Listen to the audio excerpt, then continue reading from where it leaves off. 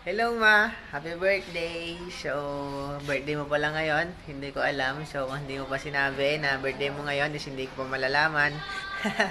So, ayun ma, happy birthday.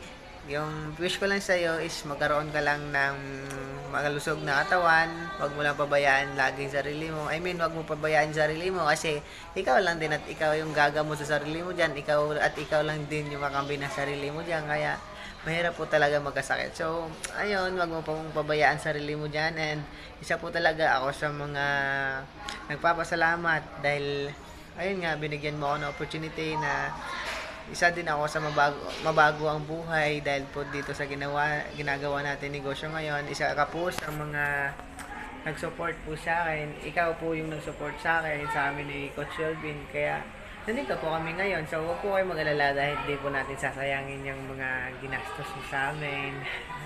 Ayun. Kaya, gusto ko po din na, na makuha yung pangarap ko din dito sa negosyo po natin na ginagawa ngayon. So, ayun ma, happy birthday po ulit sa'yo. So, 41 years old ka na pala ngayon ma. Akala ko mga 25 years old lang. So, ayun ma, ingat ka po dyan palagi. Yung tawag dyan, pakasaya ka lang ngayon sa araw mo. So, tawag dyan, ingat po kayo. And, ayun, huwag mo masyadong mapapagod.